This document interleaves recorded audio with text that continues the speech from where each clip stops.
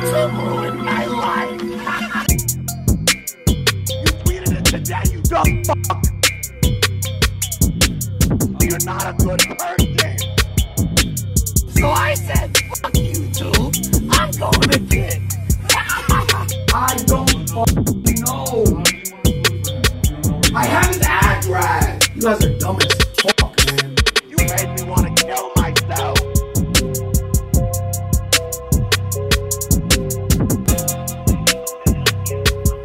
There's a gun to my head right now. There's a gun to my head. Oh, man, he left. Fousey has quite the cycle of behavior, as you can see, but the ugly part is that this is not new to Fousey at all. Fousey was huge in 2015, 2016, and even 2017 with the vlogging and prank era. He understood the social media game and how to get attention. As he begins to blow up and really starts making good money, he begins to go downhill, almost like self-sabotage. He begins to make bad decisions and lets his drug addiction and his sex addiction take over. Wow, it's unbelievable. I've never felt that type of autopilot in my life. Right.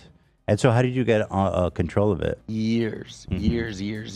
Finally doing the proper therapy, finally understanding why am I like this. Oftentimes he begins to lose the health habits that he built, but this is very common with somebody who is having manic episodes. The more manic I would become, the more cannabis I would smoke, and then I would become even more manic because of that, and then push into psychosis. Now, when you get into this stage, things, for all intents and purposes, again, are very scary and unhealthy. Things would start to happen, like I would turn on the TV, see commercials, and think those commercials were specifically designed for me. Feeling like, honestly, that you're the center of the universe. Now, again, like I said, this is a scary thought because you can, if you have these thoughts and you believe them to be true, you can act on them and do some pretty scary things. Fousey is incredibly egotistical, and although I think it is very challenging to talk about somebody who is going through these struggles, he really does seem to be in this specific cycle. If he has money, he is not nice to anyone, and if he is poor, he is very nice. The general idea is that he is nice because he needs people to like him so he can gain popularity and start making money. And once he has it, there is no need to be polite or nice to anybody at all. Fousey has recently made his return. Since his boxing match against Deji, where things definitely didn't go the way he was hoping. For all he's great at running.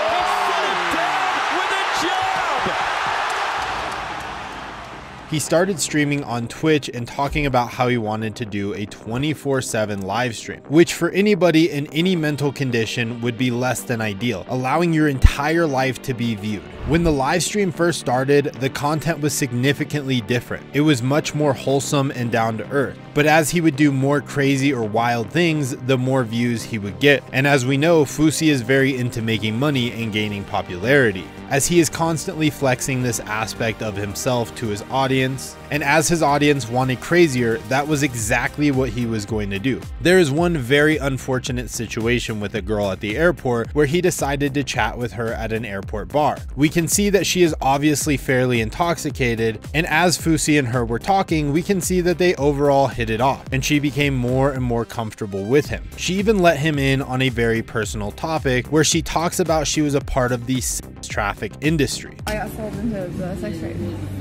You got sold in the sex trade? I actually care about this shit because I'm like an advocate for like against sex trading and all that shit. What happened? He was trying to make me a lot lizard basically. A what? Yeah, a lot lizard. I like her. Yeah, I get it. First of all, thank you for sharing. I appreciate you being this honest. This is a real conversation. No, it's real. It happens. My audience might not understand, but I've been there. I used to be a sex addict, so I used prostitutes for years. I used massage parlors for years. At this point, we can see that they are both extremely vulnerable about their past. They also are kissing and making out throughout this entire interaction. They then get up and disappear for about 20 minutes, and when he comes back, he talks about how he joined the Mile High Club, insinuating that he had sex with this girl in the bathroom of an airport.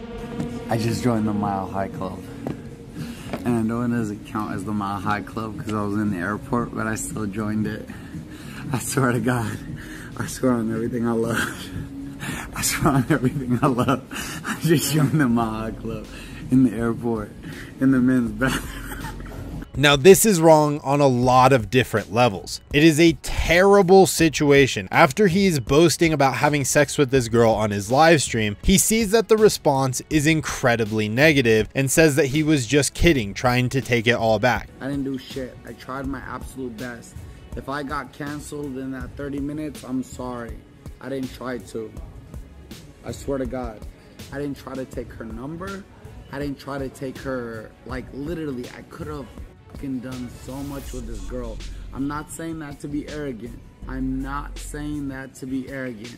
I'm saying that to mean her vulnerability was crossed against the wall. If I had wanted to, she would have let me do anything. I did not want to do that to her, but I still joined it. I swear to God. I did not want to do that to her. I swear to God. He even goes on to Bradley Martin's podcast and talks about how he was just kidding. It was just jokes. There was nothing serious. Nothing happened at all. We talked for a while. All of a sudden I go, I need to run back to my stream. As I'm running back to my stream, all I had to do was run back and say, guys, she has to catch her flight. And that would have been the best moment that happened on my stream in the entire subathon. Guess what my dumbass does? I sit down and I say, guys, I just joined the Mile High Club. It's been an inside joke on my stream. Right before I even took the flight to New York, I literally said, oh my God, the flight attendant's hot. I'm gonna join the Mile High Club. It's like a running inside joke. Illegal. So I run back to camera. First thing I say is, guys, I just joined the Mile High Club. I don't stop there, I double down. I swear to God, I joined the Mile High Club. Bradley Martin, I swear to God on everything that I love. I'm not gonna say my mother, religion, or anything, because this is a heavy subject. I swear to God on everything I love, I did not fuck this woman. I swear on everything I love. I swear on everything I love. I just joined the Mile High Club. However, when he is driving in his car and he is talking to his therapist, she talks about how things have been going so much better for him ever since the incident at the airport. Oh, you know, a friend of mine tried to say today that I wasn't sober. It was so hurtful. You've been sober until that thing in the airport. I know that. Right? And we can tell by his body language that this is incredibly frustrating for him. This is obviously terrible, and the worst part is that it's not just this one time. There's so many things that he has been doing that are absolutely terrible. Fousey also is dealing with some kid who is getting his family's phone numbers and absolutely tormenting him. He has been getting harassed by this kid. The kid is also threatening his family, which is driving FouseyTube absolutely insane. Wait, let me put you on speaker. Hold on. What's up? What'd you say? Yo, I'm Gamble. I'm the guy that was calling your mom and sister and brother and shit. I think one of your friends got me banned on Kick.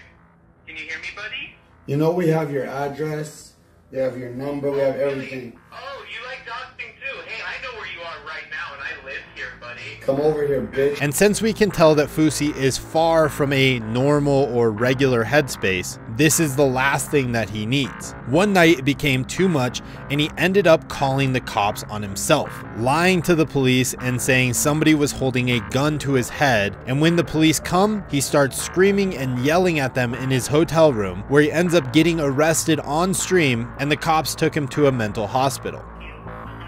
There's a gun to my head right now. There's a gun to my head. Oh, ma'am, he left. He's a stalker.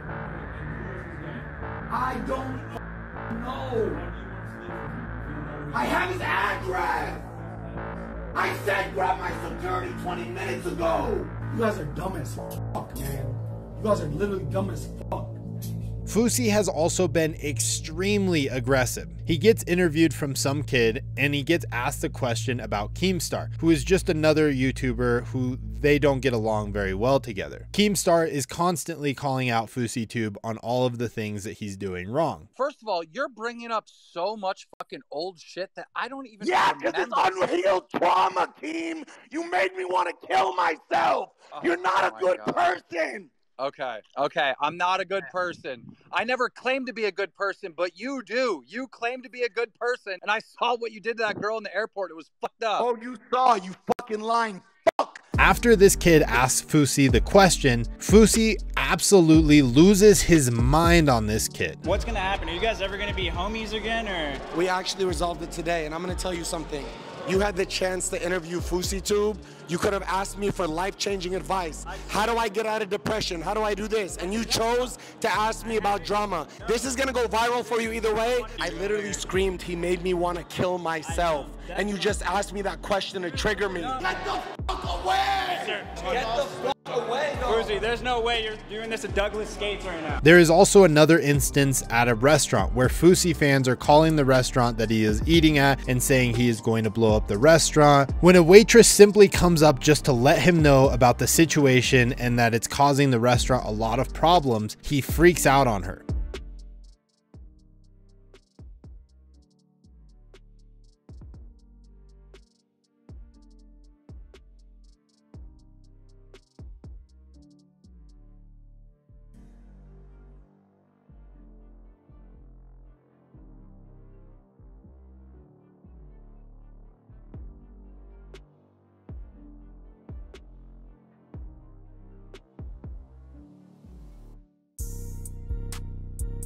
Fuck Arizona and fuck this restaurant. She is simply doing her job and just trying to let him know that he's got to figure out something. But instead of him being understanding of the situation and how that could be very frustrating to a restaurant, he only cares about himself, and he gets mad at her for even coming over there and talking to him. The next incident might be one of the worst, where a fan simply comes up to Fousey and asks for a picture. Fousey then is dealing with some sort of stress, and Fousey asks the fan for money for an Uber. What up, brother?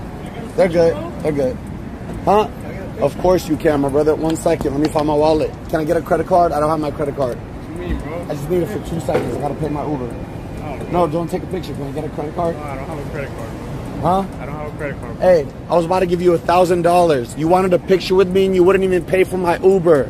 Go fuck yourself. Fousey has a meltdown, which you can imagine being a fan of somebody just wanting a picture. This would be incredibly discouraging, probably quite frankly embarrassing for you. He has also been spending a ton of time with different streamers, and let's just say things have not been going very smoothly. He is constantly picking fights with everybody, splashing water, slapping younger streamers. There is really hundreds of other events I could talk about. It's just not looking good for him at all.